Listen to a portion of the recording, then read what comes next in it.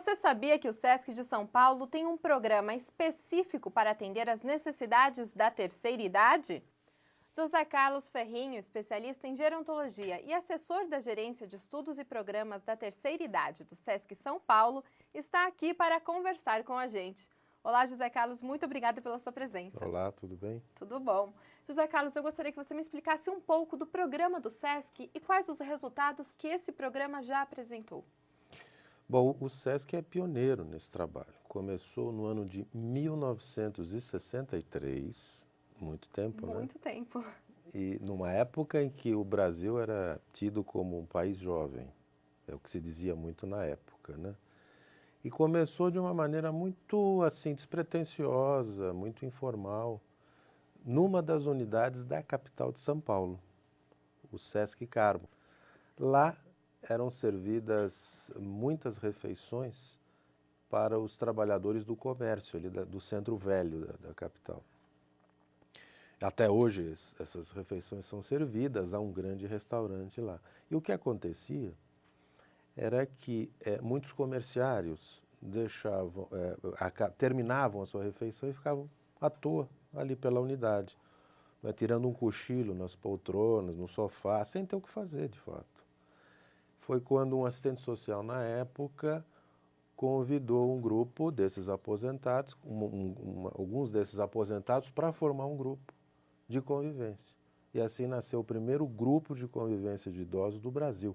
Hoje nós temos, acho que mais que centenas, milhares, né, espalhados pelo Brasil todo. José Carlos, e como evoluiu de 50 anos para cá esse trabalho de convivência com os idosos? Cada vez mais a gente percebe que os idosos já não são mais os mesmos, que a maneira de envelhecer tem mudado muito. Então, naquela época, nos anos 60, não havia muita opção de participação dessas pessoas na sociedade, enfim.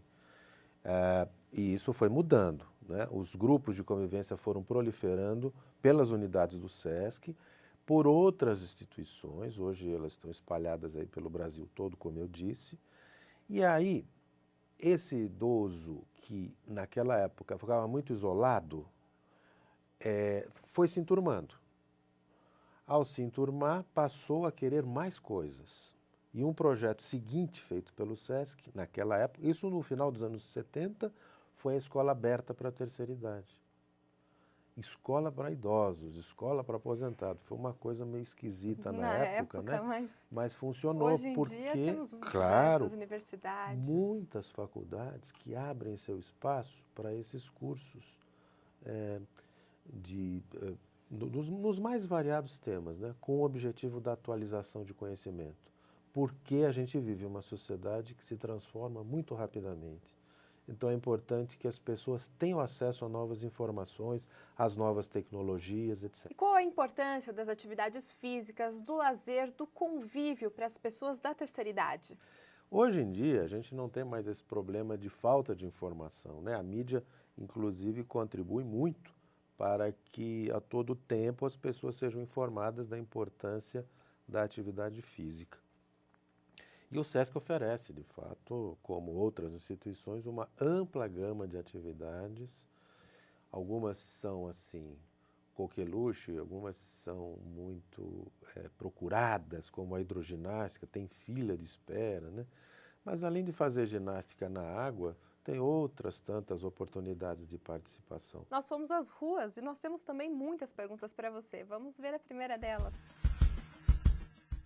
Eu tenho 63 anos e eu faço a seguinte pergunta: as pessoas que na minha idade que não fazem nenhuma atividade física e que não faz nenhuma outra atividade paralela a tudo, será que teria a mesma condição de saúde que eu tenho? Bom, isso é muito individual, né? Tem pessoas que têm um DNA privilegiadíssimo que mesmo com uma vida sedentária vão longe, né? É até assim engraçado, porque é muito comum se entrevistar pessoas muito velhinhas, né? E se pergunta para ela, como é que o senhor chegou aos 100 anos de idade? Ele diz assim, porque eu não dispenso o meu cigarrinho, eu não dispenso o meu vinho e adoro comer uma carne bem gordurosa, né? E nós ouvimos completamente o contrário, né, José Carlos?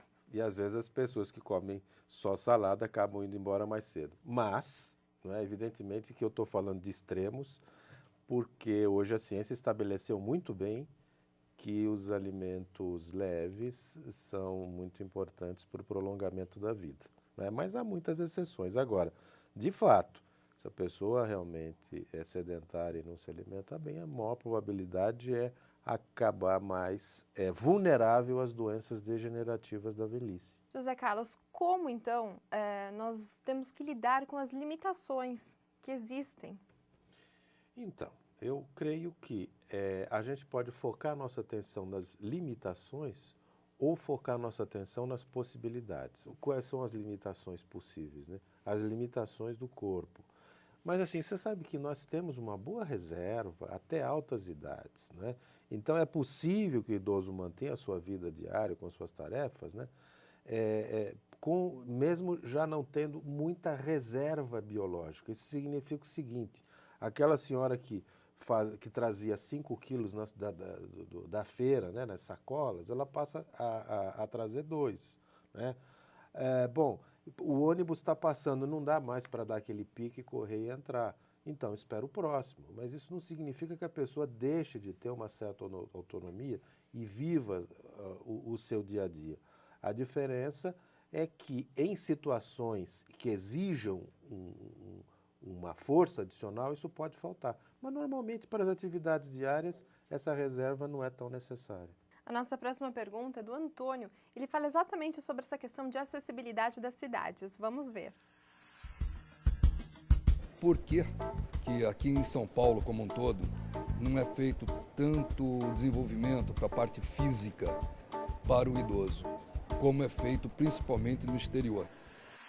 Há de fato uma oferta bastante importante na cidade que deve ser desfrutada, deve ser aproveitada.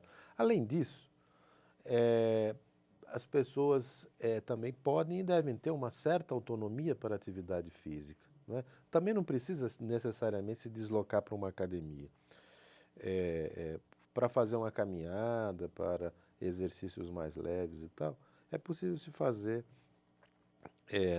dentro da melhor escolha da pessoa em termos de horário, em termos de dia, e aproveitar os parques e as ruas tranquilas e arborizadas, etc. O exercício ao ar livre é muito importante, né? Muito. Vamos ver a próxima pergunta. Eu gostaria de saber se a prefeitura tem assim obrigação de patrocinar para os idosos, assim, arte, lazer, cultura. O poder público tem uma série de obrigações para com o cidadão. Então tem sim que fornecer à população parques, áreas de lazer, atividades culturais, etc. E depende muito de nós, cidadãos, né, nos organizarmos para pressionar os poderes públicos para ir conseguindo esse espaço. A terceira idade, os idosos conseguiram, assim, conquistas importantes, né, expressas no Estatuto do Idoso, e tem que, enfim, sempre estar atentos para lutar pelos seus direitos. E é sobre exatamente o Estatuto do Idoso que é a próxima pergunta. Também. O Estatuto do Idoso corresponde realmente às necessidades da área, dessa faixa etária? O Estatuto do Idoso, ele se constitui numa legislação boa. De fato, durante anos isso foi estudado pelas lideranças dos movimentos de terceira idade, pelos gerontólogos, pelos geriatras, pelos especialistas. Então, é uma boa legislação. O problema não é esse, o problema é o quanto essa lei é cumprida. Isso é um problema crônico no Brasil. Eu poderia falar a mesma coisa do Estatuto da Criança e do Adolescente. O problema, então, é a aplicação dessa lei. Então, em alguns itens, essa aplicação tem sido bem feita, em outros não. Aí cabe, de fato, ao cidadão, individualmente ou dentro de organizações de defesa, né, dos direitos, acompanhar esse processo, pressionar, né, os poderes públicos para fazer valer a lei, porque a lei é boa, o estatuto é bom.